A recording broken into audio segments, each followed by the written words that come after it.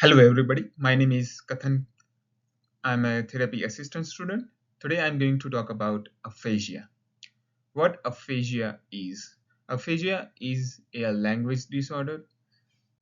It usually happens after a brain injury, which includes stroke, traumatic brain injury, brain tumors, and brain infections. It affects person's ability to speak, write, and to read. However, it does not impact person's intelligence or their memory.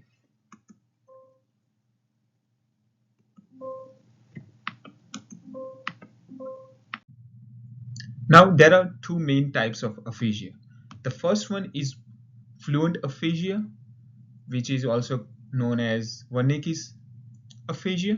So, when there is a damage in Wernicke's part, which is located in our temporal lobe of our brain, people experience fluent aphasia. In this condition, people can speak fluently with correct sentence formation. However, sentence meaning itself does not make any sense. For example, they might say, I went to the blue happy chair.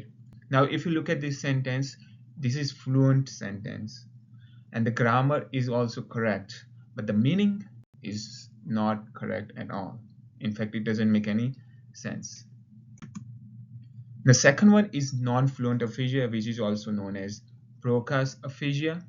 Now, it happens when there is a damage in Broca's part, which is also located in our temporal lobe of our brain.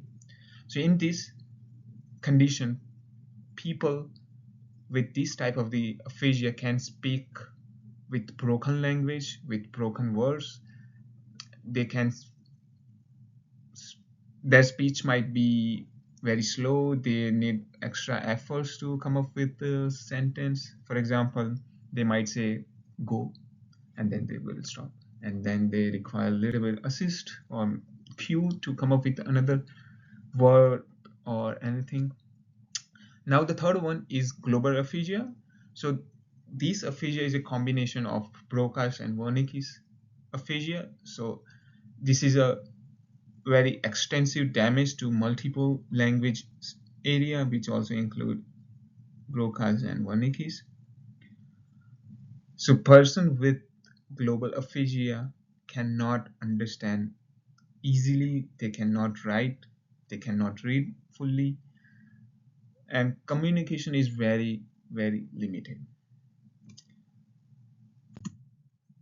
Now, here are some strategies that we can probably use to have effective communication with people living with aphasia. The first, I would say, speak slowly and clearly. Make sure that you give them time to respond. Use gestures when appropriate. For example, if you want to demonstrate about drinking a milk or drinking water, you can use your gestures to let them know what you're trying to say.